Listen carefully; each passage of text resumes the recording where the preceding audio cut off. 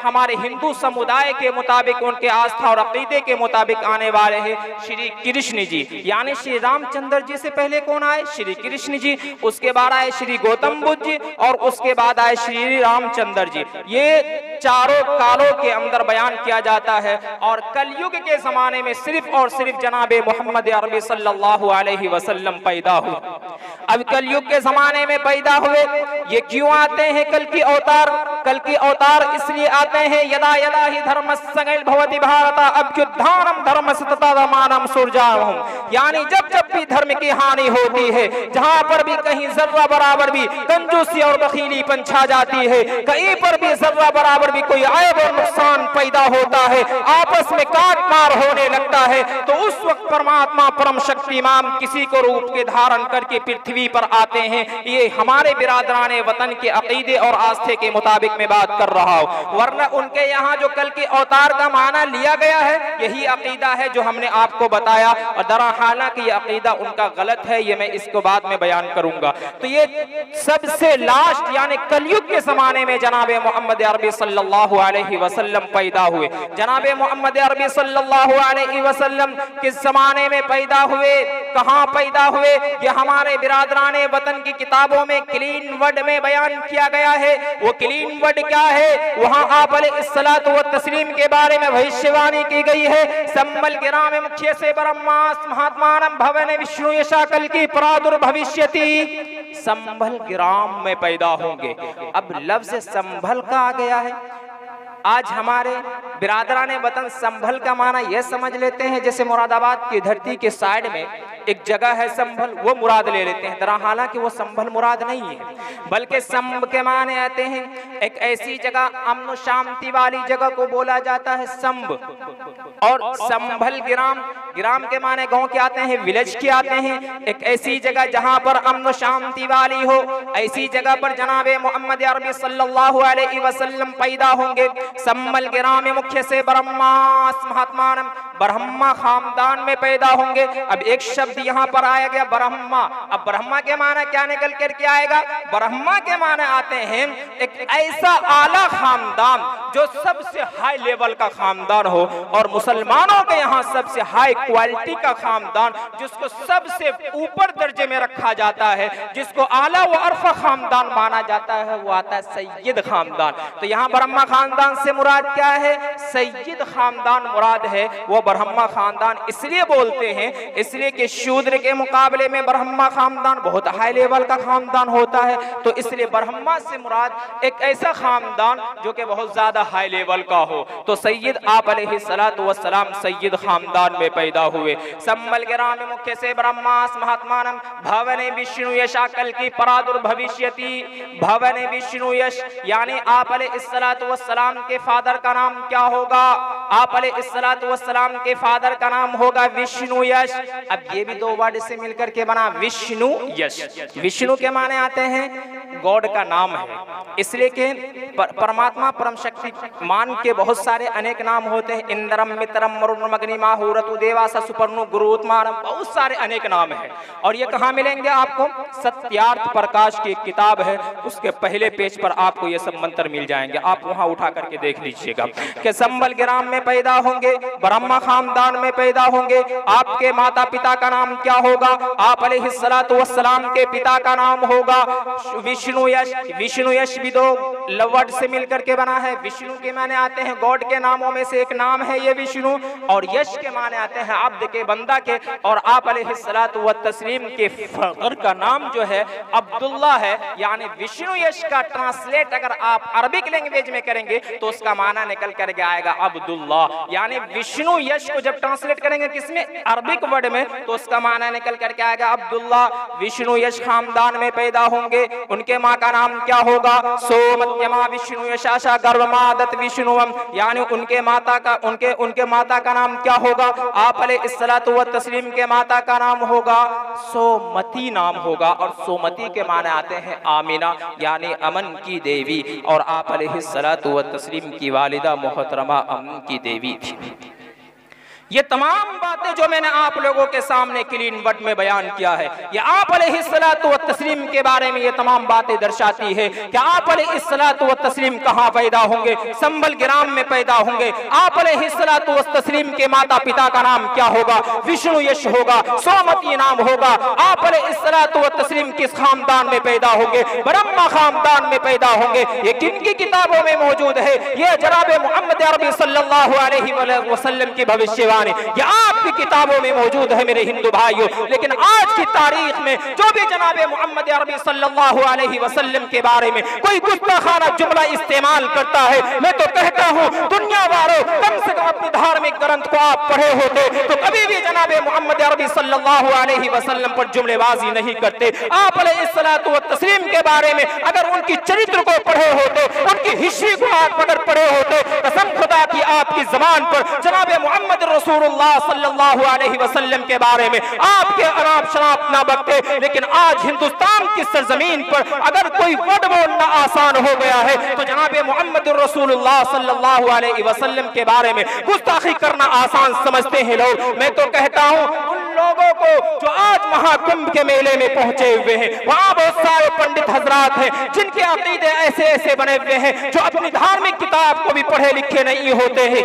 वो जनाब मोहम्मद रसूलुल्लाह सल्लल्लाहु अलैहि वसल्लम के बारे में अनाप शनाप पढ़ते हैं। कम से कम अपनी धार्मिक किताब को तो पढ़ लिए होते। हमारी धार्मिक किताब को छोड़ो, आप खुद अपनी धार्मिक किताब को पढ़ लिए होते तो आप ट्रुथ रास्ते पर होते, गाइड रास्ते पर होते। लेकिन आज आप ट्रुथ रास्ते पर नहीं है, इसलिए आपने अपनी धार्मिक किताब को ही भुला दिया।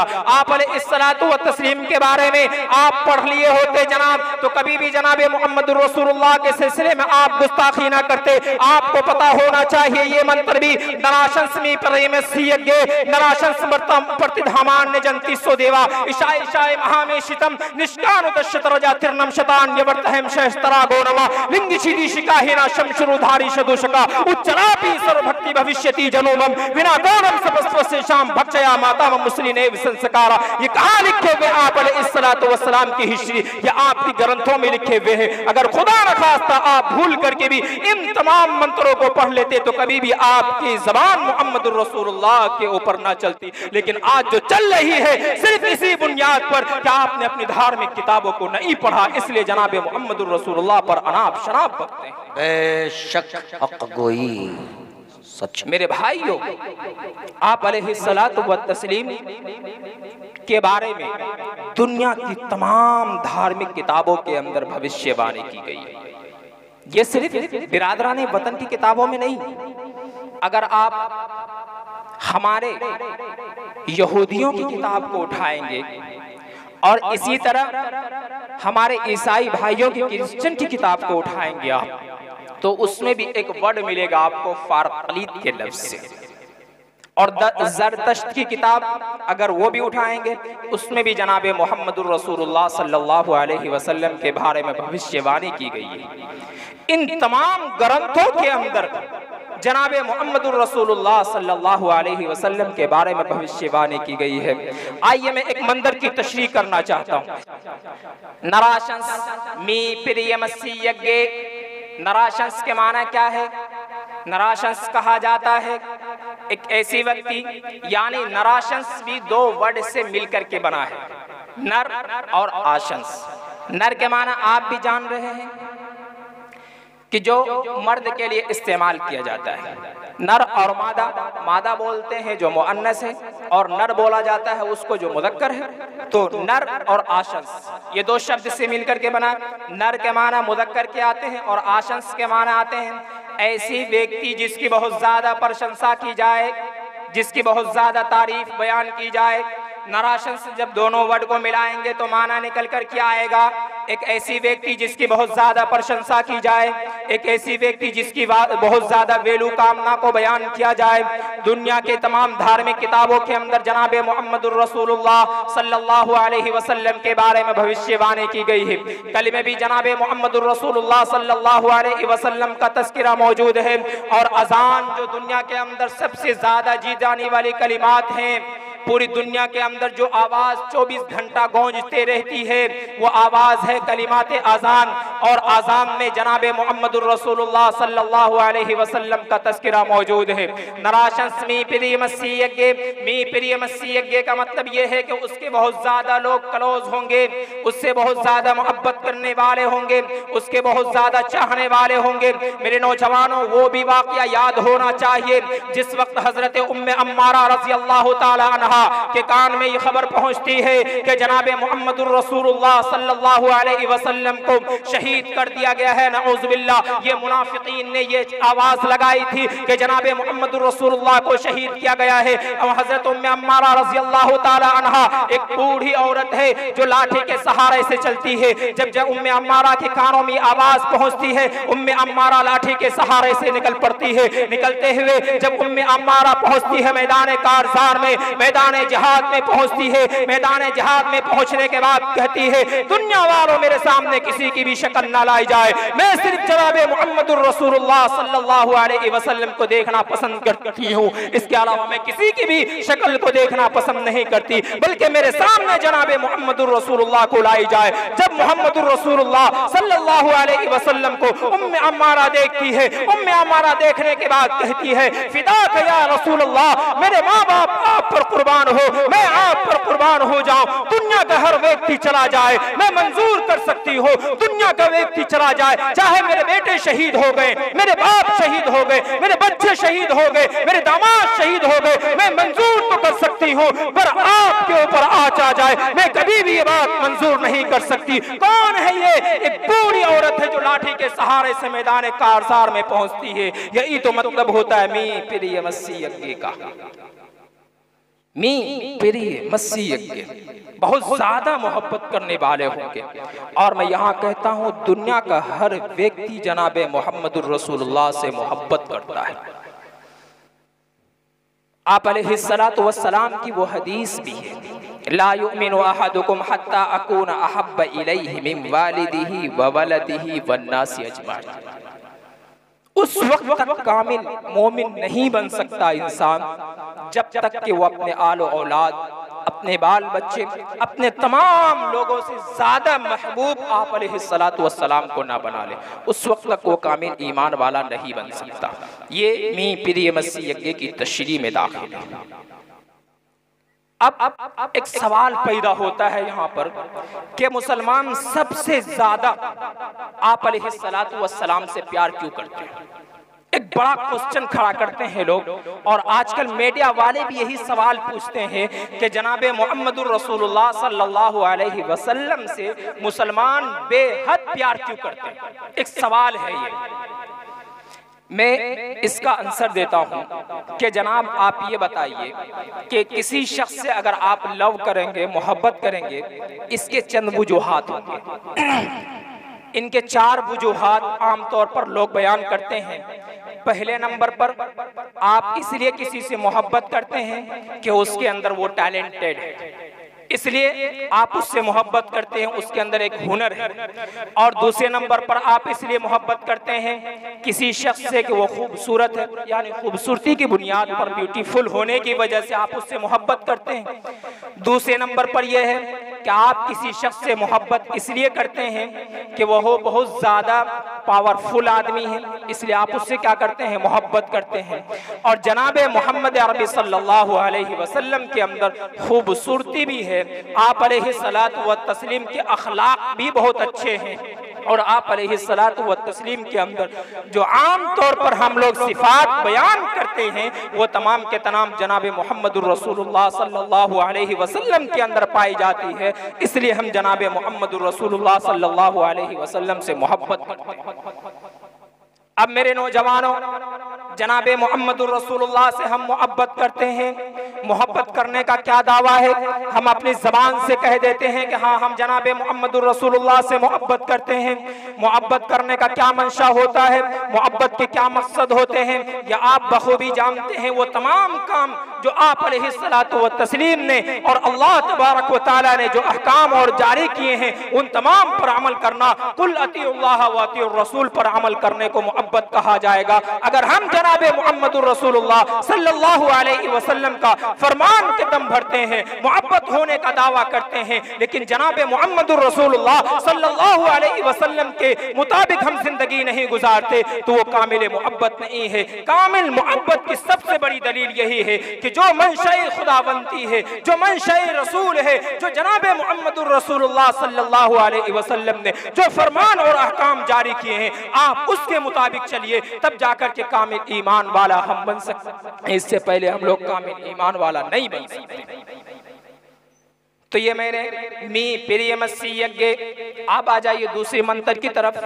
नराशंस प्रतिधामान जंतिर्सो देवा, नराशंस मी प्रिय मसीयज्ञ, नराशंस प्रतिधामान जंतिर्सो देवा के नराशंस घर घर में इल्म को फैलाने वाला होगा। यानी नराशंस जो व्यक्ति है वो घर घर में इल्म की चराग और इल्म की ज़िया को रोशन करेंगे वो। और आप अलैहिस्सलातु व तस्लीम पूरी दुनिया के अंदर नूर का काम किए हैं, और आप अलैहिस्सलातु व तस्लीम ने पूरी दुनिया के अंदर चराग का काम किया है। हर जगह से जुल्मत और तारीकी को आप अलैहिस्सलातु व तस्लीम ने मिटाया है। आप अलैहिस्सलातु व तस्लीम के आने के बाद पूरी दुनिया के अंदर तो तारीकी और जुल्मत थी, वो तमाम के तमाम मिट चुकी है। इस बात का एतराफ दुनिया का हर व्यक्ति करता है। हत्ता कि जिस वक्त गोल्डा माइरा कहाँ की पीएम बनी थी, वो इजराइल की सबसे पहली एक लेजिस्ट पीएम बनी थी। कहाँ का? ये इजराइल की पीएम बनी थी, गोल्डा माइरा नाम था उनका।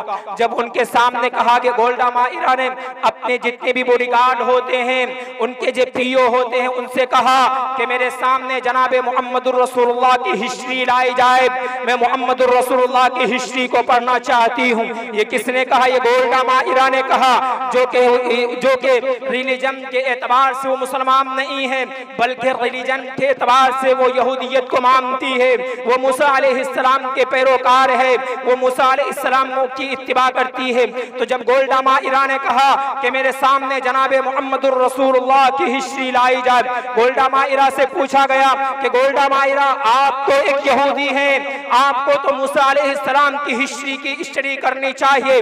आप अलैहिस्सलातु व तस्लीम के स्टडी के बजाय आपको ईसा अलैहिस्सलाम की स्टडी करनी चाहिए। आपको मुहम्मदुर रसूलुल्लाह की हिस्ट्री पढ़ने की क्या जरूरत है? गोल्डा माइरा ने कहा, दुनिया के अंदर अगर कोई व्यक्ति है जो कम वक्त के अंदर पूरी दुनिया के अंदर अगर इंकलाब बर्पा किया है, तो वो सिर्फ और सिर्फ मुहम्मदुर रसूलुल्लाह सल्लल्लाहु अलैहि वसल्लम है, जिनके चरित्र को पढ़ने के बाद कुछ भी नहीं लगता, बल्कि दुनिया के जितने भी चरित्र होते हैं, दुनिया की जितनी भी हिस्ट्रियां होती है, वो तमाम के तमाम हेज हो जाते हैं। सिर्फ और सिर्फ जनाब मुहम्मदुर रसूलुल्लाह की हिस्ट्री मेरे सामने लाई जाए। जब उन्होंने आप अलैहिस्सलातु वस्सलाम की हिस्ट्री को पढ़ा और पढ़ने के बाद वो बोलती है कि मुहम्मदुर रसूलुल्लाह की जो सबसे पहली तालीम थी वो कुरान करीम की तालीम थी। सबसे पहले मुहम्मदुर रसूलुल्लाह ने जो दुनिया वालों को पैगाम दिया था, जो मैसेज दिया था, वो ये था कि तुम स्टडी करो, तुम पढ़ो, एजुकेशन के मैदान में आगे पढ़ो। ये किसने दिया था ये दर्स? ये जनाब मुहम्मदुर रसूलुल्लाह सल्लल्लाहु अलैहि वसल्लम ने दुनिया वालों को ये दर्स दिया था। ये गोल्डा माइरा आप अलैहिस्सलातु व तस्लीम के बात पर अमल करती है। और आज देख लीजिए, इजराइल दुनिया का सबसे पहला ऐसा मुल्क है जो दुनिया के अंदर एजुकेशन के मैदान में सबसे आगे बढ़ा हुआ है। वो किस लिए बढ़ा हुआ है? इसलिए कि जनाब मुहम्मदुर रसूलुल्लाह की बात को ने माना और हमने नहीं माना।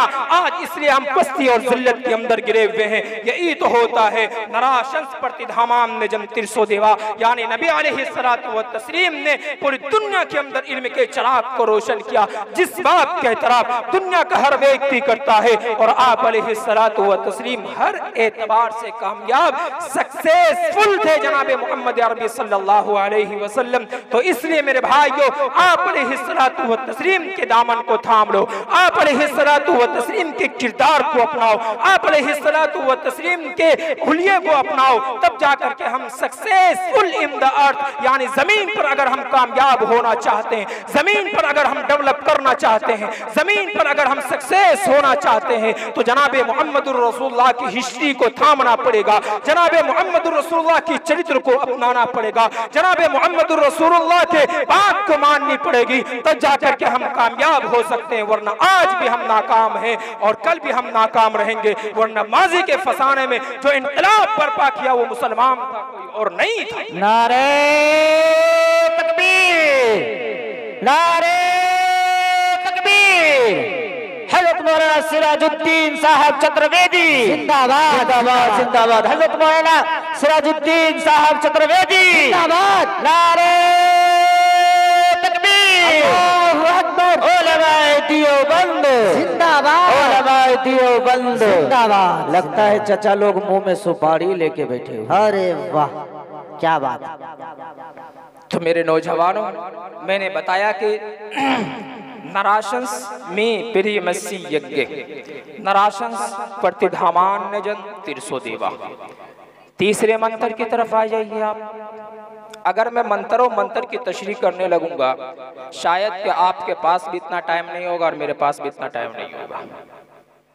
अब आइए दूसरे मंत्र की तरफ। इशाए शाए महामेशितम दिशकानुदश्य तरजा तीर्णम शतान्यवर्त हेम सहस्त्रा गोनमा। और अगर इसके अलावा और भी मंत्र लेना चाहेंगे, लिंगी छीदी शिकाहीना शमशुरुधारी शदूषका उच्चलापी सर्वभक्ति भविष्यति जनुमम मिना कौलम सपस्तेशाम भक्षजामतामम मुस्लिनेव संस्कारम। यानी आप अलैहिस्सलातु व तस्लीम की जो सिफात और खुसूसियात होते हैं वो इस मंदिर के अंदर पिरोया गया है। आप अलैहिस्सलातु व तस्लीम के जो पैरोकार होंगे, आप अलैहिस्सलातु व तस्लीम के जो फॉलो करने वाले होंगे, उनका हुलिया कैसे होगा वो इस मंत्र के अंदर कहा गया है। लिंगी छीदी शिकाहीना, लिंगी छीदी के माने आते हैं कि वो उनके पैरोकार खतनाकार होंगे। लिंगी छीदी शिकाहीना शमशुरुधारी शदूषका, यानी उनके पैरोकार लंबी दाढ़ी रखेंगे और गांठ नहीं लगाएंगे। शमशुरुधारी शदूषका उच्चलापी, शमशुरुधारी के माने आते हैं कि दाढ़ी तो रखेंगे पर गांठ नहीं लगाएंगे। आप अगर जितने भी रिलीजन के एतबार से देखेंगे वो तमाम के तमाम दाढ़ी तो रखते हैं लेकिन गांठ लगा लेते हैं। एग्जाम्पल में आप देख लीजिए, हमारे बिरादरान वतन जो दाढ़ी रखते हैं वो गांठ लगा लेते हैं। पंडित हजरात को देखेंगे आप गांठ लगा लेते हैं, लेकिन यही आलिम दीन को देखेंगे ये गांठ नहीं लगाएंगे कभी भी। क्यों? इस मंत्र के अंदर उसकी तशरीह की गई है कि इन आलिम दीन की तशरीह बता रहा हूं मैं। लिंगी छीदी शिकाहीना शमशुरुधारी शदूषका उच्चलापी सर्वभक्ति। उच्चलापी के माना आते हैं कि वो बहुत ज्यादा ऊंची आवाज से आजाम दे करके मस्जिदों के अंदर बुलाएंगे। मुझे ये बताइए कि दुनिया का कौन रिलीजन का मानने वाला, किस धर्म को मानने वाला अपनी मस्जिदों, अपने गुरुद्वारों के अंदर, अपने मंदिरों के अंदर, अपने क्रिश्चियन के एतबार से जो उनके यहाँ पूजने की जगह होती है कोई भी नहीं बुलाता। सिर्फ और सिर्फ जनाबे मुहम्मदुर रसूलुल्लाह सल्लल्लाहु अलैहि वसल्लम के मानने वाले ऐसे लोग हैं जो आप अलैहिस्सलातु व तस्लीम के मुत्तबीईन हैं, जो मस्जिदों के अंदर आज़ान के कलिमात को दोहराते हैं और ऊंची आवाज से मस्जिदों के अंदर आज़ान देते हैं। लिंगी छीदी शिकाहीना शमशुरुधारी शदूषका उच्चलापी सर्वभक्ति भविष्यति जनुमम मिना कौलम सपस्तेशाम भक्षायामतामम मुस्लिनेव संस्कारा। इसके मानने वाले को क्या कहा जाएगा? मुस्लिम संस्कृति कहा जाएगा। यानी उनका हुलिया, उनके बारे में क्या नाम दिया गया, ये उस मंत्र को बयान कर रहा हूं जो अथर्ववेद के अंदर कहा गया। उसकी संस्कृति के मानने वाले को क्या मुसलमान कहा जाएगा। लेकिन आज पूरी दुनिया मुसलमानों को तंग करने के पीछे तुली हुई है। आज जहां पर भी देखिए कि जनाबे मुहम्मदुर रसूलुल्लाह सल्लल्लाहु अलैहि वसल्लम के बारे में अनाप शनाप पकते हैं, उसके बाद जो उनके मुत्तबीईन होते हैं, उनके जो पैरोकार होते हैं, उन सबको उल्टे सीधे अल्फाज से ताबीर करते हैं। कभी तो हमें मुल्ला कहा जाता है, कभी कटवा कहा जाता है, कभी टेररिज्म से हमारा ताल्लुक जोड़ा जाता है। अभी महाराष्ट्र की सरजमीन पर एक मदरसे जो इशाअतुल उलूम के नाम से मशहूर है, उसके अंदर तकरीबन 7000 बच्चे एजुकेशन प्राप्त करते हैं। इस्लामिक एतबार से वहां पर इस्लामिक शिक्षा दी जाती है। और जो वहां के बानी हैं मौलाना गुलाम मुस्तानवी साहब दामत बरकातुहुल आलिया हफिज़हुल्लाह, अल्लाह इनकी उम्र में बरकत अता फरमाए। इनके मातहती में चलने वाला, इनके अंडर में चलने वाले कम से कम बहुत सारे स्कूल और कॉलेजेस भी हैं। जिसमें तकरीबन 14,000 बच्चे पढ़ते हैं। आज आप उनके ऊपर दहशतगर्दी का इल्जाम लगा रहे हैं, जो कि एक तरह से कॉलेज की भी बच्चों को तालीम दिलवाते हैं, एजुकेशन देता है, एजुकेशन फ्री में दिलवाते हैं। वहां के एक आलिम दीन को उठाया गया और कहा गया कि यमन की सरजमीन से आते हैं और यमन की सरजमीन से आकर के टेररिस्ट की दावत देते हैं, दहशतगर्दी की तालीम दी जाते हैं। जनाब, आपको पता होना चाहिए नीतीश राणे जी, आप जिसके ऊपर इल्जाम लगा रहे हैं दहशतगर्दी का, वो कसम खुदा की कभी भी दहशतगर्द नहीं हो सकता। यही वो मदारिस है जो 1857 की जंग आजादी के अंदर, यही उलमा है जो इनके प्रोडक्ट हैं, जो इन मदारिस से निकलने वाले हैं, जिन्होंने पूरी दुनिया के अंदर अमन शांति का मैसेज दिया, जिन्होंने पूरी दुनिया के अंदर अमन का पैगाम दिया, मोहब्बत की तालीम दी, जिन्होंने पूरी दुनिया के अंदर अमन की बात। माशाअल्लाह माशाअल्लाह, बहुत बड़ी अजीम शख्सियत हजरत मौलाना मुफ्ती खालिद सैफुल्लाह साहब गाजी चतुर्वेदी दावत बरकातुहुल आलिया की आमद हो गई है। थोड़ा खड़े हो जाए, सारा मजमा खड़े हो जाए, खड़े हो जाए। माशाअल्लाह, मैं स्टेज से भी गुजारिश करूंगा खड़े हो जाए। चचा हजरात को भी खड़े कर दीजिए, माशाअल्लाह आगे की तरफ कर दीजिए। सारे हजरात अंदर की तरफ तशरीफ ले आए। जोरदार नारे के साथ हजरत का इस्तेकबाल कीजिए। नारे तकबीर, नारे तकबीर। हजरत मौलाना व मुफ्ती खालिद सैफुल्लाह साहब गाजी चतुर्वेदी जिंदाबाद। हजरत मौलाना मुफ्ती खालिद सैफुल्लाह साहब गाजी चतुर्वेदी जिंदाबाद, जिंदाबाद, जिंदाबाद। बैठ जाइए। माशाअल्लाह माशाअल्लाह, हजरत की आमद हो चुकी है।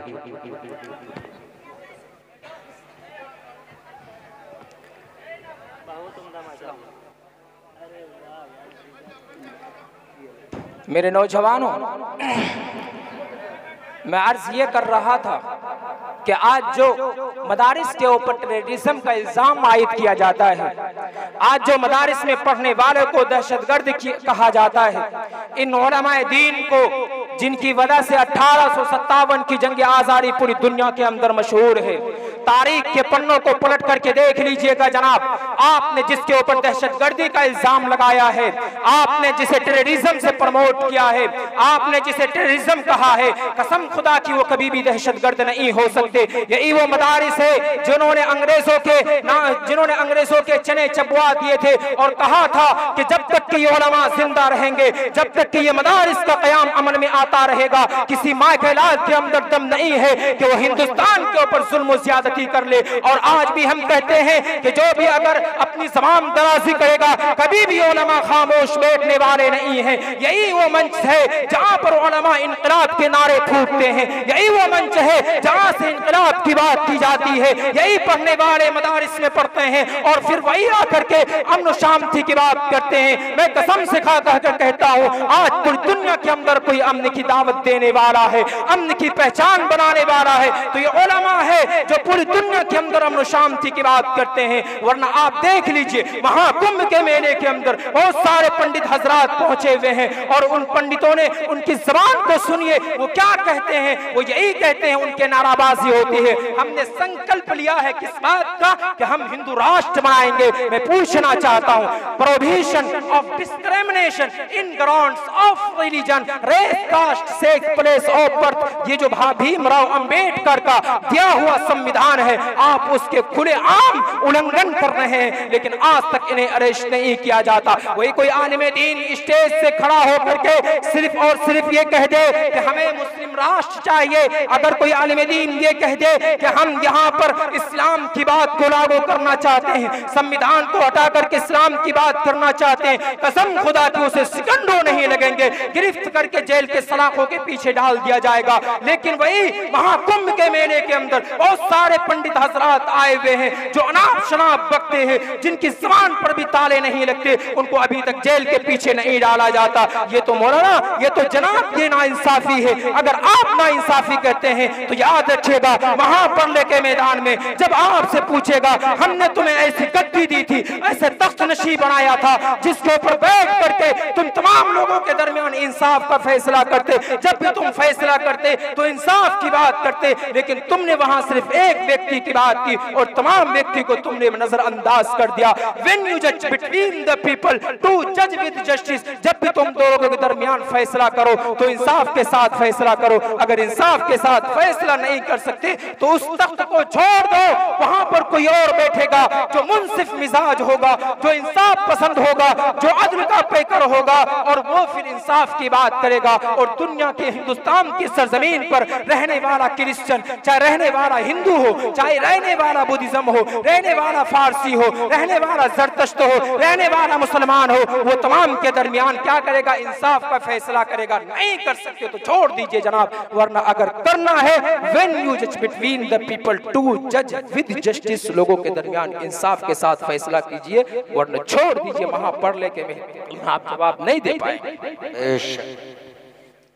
मेरे भाइयों, मैं आज भी खुल करके कह रहा हूं और मैं कहता हूं जब तक कि मेरे जिस्म में जान बाकी रहेगी और मेरी रूह बाकी रहेगी और मेरे जिस्म में खून दौड़ता रहेगा, मैं कसम खुदा की हक बात बोलता रहूंगा, चाहे तलवार के साए के नीचे भी मुझे बोलना पड़े। और किसी माँ के लाल के अंदर वो दम खम नहीं है कि जो मेरी ज़बान को रोक सके। अभी नीतीश राणे ने जो इल्जाम आयद किया कि मदारिस दहशतगर्दी की तालीम देता है, जनाब आप मदरसे की बात तो दूर की, आप कम से कम मदरसे में जाकर के एक टाइम बैठ जाते, आपको पता चलता कि उलमाए दीन किस बात की तालीम देते हैं, आपको पता चलता कि उलमाए दीन किस बात की कहते हैं, उलमाए दीन किस बात की तरगीब दिलाते हैं। सबसे पहली जो हदीस हमारे यहाँ पढ़ाई जाती है वो इन्नमल आमालु बिन्नियात की हदीस है। लोगों को कहा जाता है, स्टूडेंट को कहा जाता है कि जनाब अपने अमाल को सुधारो, अपनी नीयत को दुरुस्त करो, लोगों के दरमियान जब तुम जाओ तो भेदभाव का मामला न करो। वहां ये मत देखो कि जब तुम्हारी बात करने की बात आए तो ये मत देखना कि कौन हिंदू है, ये मत देखना कि कौन क्रिश्चियन है, ये मत देखना कि वहां पर कौन किस लेवल का बैठा हुआ, नहीं, बल्कि तुम्हें सबके दरमियान फैसला करना है, अच्छी तरीके से करना है। मेरे नौजवानों, ये तालीम दी जाती है मदरसे के अंदर, लेकिन अगर आप तालीम की बात करते हैं, दहशतगर्दी की तालीम की बात करते हैं, आपको पता होना चाहिए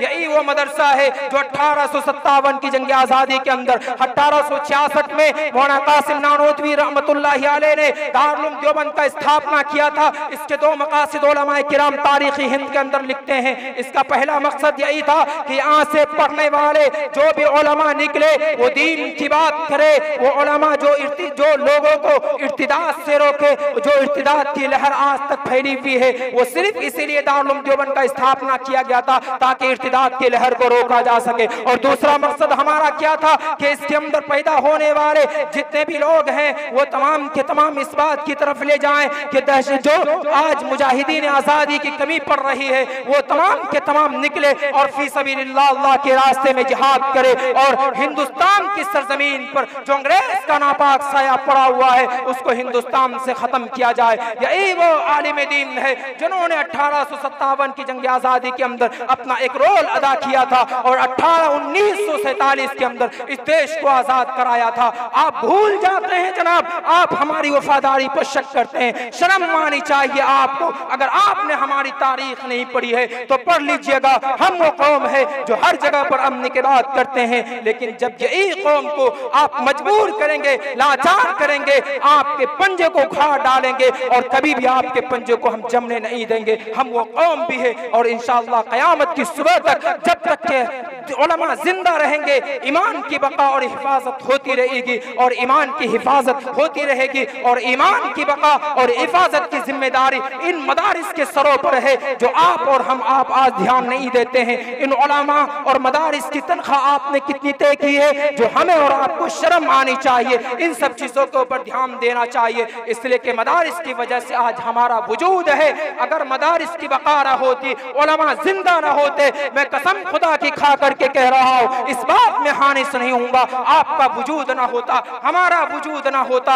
आज जो भी चाहता है मदारिस के ऊपर ज़बान दराज़ियां कर लेता है, आज जो भी चाहता है मदारिस के ऊपर अनाप शनाप बक देता है। जनाब ये मदरसा हमारा नहीं है, बल्कि यहाँ पर तो क़ाल अल्लाह व रसूलुल्लाह की सदाएं बुलंद की जाती है। कोई मन घड़त किस्से और कहानियां बयान नहीं की जाती है जो दुनिया वाले अपने धर्म के अंदर मन घड़त किस्से और कहानियां बयान करते हैं। यहाँ तो सिर्फ और सिर्फ रसूलुल्लाह सल्लल्लाहु अलैहि वसल्लम की तालीम दी जाती है। इसलिए तो कहा था माइकल हार्ट ने, द 100 बुक एक किताब लिखी थी कि जनाब मुहम्मदुर रसूलुल्लाह, he was the only man in history, he was the supremely successful on both the religious and secular levels। अगर मैंने कामयाब पाया है सेकुलर एतबार से, रिलीजन के एतबार से, तो मैंने केवल जनाब मुहम्मदुर रसूलुल्लाह को पाया। सल्लल्लाहु अलैहि वसल्लम फर्स्ट नंबर पर जनाब मुहम्मदुर रसूलुल्लाह का तस्किरा किया है, इसलिए मैंने दूसरे नंबर पर ईसा अलैहिस्सलाम का तस्किया किया। इसलिए मेरे भाइयों, जनाब मुहम्मदुर रसूलुल्लाह की तालीम को अपनाओ और मुहम्मदुर रसूलुल्लाह की दी हुई तालीम को अगर हम अपना लेंगे तो याद रखिएगा दुनिया का कोई माय का लाल हमें हरा नहीं सकता। और ये दुनिया जानती है कि जब तक के उलमा जिंदा रहेंगे मदारिस की बका और हिफाजत होती रहेगी, कुरान की हिफाजत होती रहेगी, इस्लाम की हिफाजत होती रहेंगी। जिस दिन उलमा आपके सरों से निकल जाएंगे और आपके दरमियान से उठ जाएंगे, आप ढूंढते रह जाएंगे, चिराग ज़ेबा लेकर के आप निकलेंगे, फिर भी उलमा आपको नहीं मिलेंगे और आपकी ईमान की हिफाजत व बका नहीं हो पाएगी और आप सेकंडों में मुर्तद कर दिए जाएंगे। जो दुनिया वाले नहीं बल्कि हिंदुस्तान की सरजमीन पर जितने भी आज बजरंग दल है, विश्व हिंदू परिषद है, RSS वाले हैं, वो तमाम के तमाम इसी मदऊ की तरफ चलते हैं। इसलिए मेरे भाइयों, अपनी ईमान की हिफाजत करो और जनाब मुहम्मदुर रसूलुल्लाह की जो पेशीन गोइयां, जो भविष्यवाणी मैंने कहा दुनिया की धार्मिक किताबों के अंदर मौजूद है। इसलिए आई एम मुस्लिम गर्व से कहा करो कि मैं मुसलमान हूँ। तशरीह बहुत लंबी होती है इसकी, लेकिन मैं इस वक्त करने के मूड में भी नहीं और ना ही मेरे पास इतना वक्त है, इसलिए मैं अपनी बात को ख़त्म करता हूँ। व आखिरु दावाना अनिल हम्दुलिल्लाहि रब्बिल आलमीन। माशाअल्लाह, बहुत खूब। ये थे जनाब मौलाना सिराजुद्दीन साहब चतुर्वेदी, जो इस वक्त स्टूडेंट पीरियड में है, स्टूडेंट्स लाइफ में है। अल्हम्दुलिल्लाह तहकीक के एतबार से अपना खजाना पेश कर रहे थे। दुआ कीजिए कि अल्लाह ताला आने वाले वक्त में इसको इस्लाम का दाई और शायदाई बनाए और हम सब का सिपाही बनाए। सारा मजमा बोल दे आमीन। जाते जाते मौलाना चतुर्वेदी साहब ने एक लफ्ज दिया जिस पर मैं इस वक्त थोड़ी सी तमहीद बांध दूं। मदरसे का तज़किरा किया और मकतब का तज़किरा किया। यकीन जाने मेरे दोस्तों, अगर ये मदरसा न हुआ होता तो ये तनवीर ज़की भी नहीं यहाँ आया हुआ होता, मदरसा न हुआ होता तो आप भी नहीं यहाँ आए हुए होते, मदरसा न हुआ होता तो आपको मेंबर व मेहराब पर खतीब व अदीब भी न मिले हुए होते, अगर मदरसा न हुआ होता तो शौरा भी नहीं यहाँ आए हुए होते, अगर मदरसा न हुआ होता तो हजरत खालिद सैफुल्लाह गाजी चतुर्वेदी साहब भी न आए हुए होते। खुदा की कसम, मदरसा न हुआ होता तो हम सबके सरों पर टोपियां भी न सजी हुई होती। लहके बोले सुभान अल्लाह, अल्लाहु अकबर, अल्लाहु अकबर, तनवीर ज़की जिंदाबाद, जिंदाबाद। मेरे नाम का नारा मुझसे लगवा रहे इतनी बड़ी बेवफाई। आज ऊंची ऊंची जो हस्तियां चमकती हैं, आज ऊंची ऊंची जो हस्तियां चमकती हैं, अरे फैज है मदारिस का, टोपियां चमकती हैं। सुभान अल्लाह। आज ऊंची ऊंची जो हस्तियां चमकती हैं, अरे फैज है मदारिस का, टोपियां चमकती हैं, सब चमकते हैं नाले, वादियां चमकती हैं। तुम इनको क्या समझते हो? ये नबी के वारिस हैं, इनके दम कदम से तो बस्तियां चमकती है, इनके दम कदम से तो बस्तियां चमकती हैं। और चार मिसरे मुल्क भारत पर मैं छोड़ रहा हूँ, आप हजरत धीरे से बोले सुभान अल्लाह।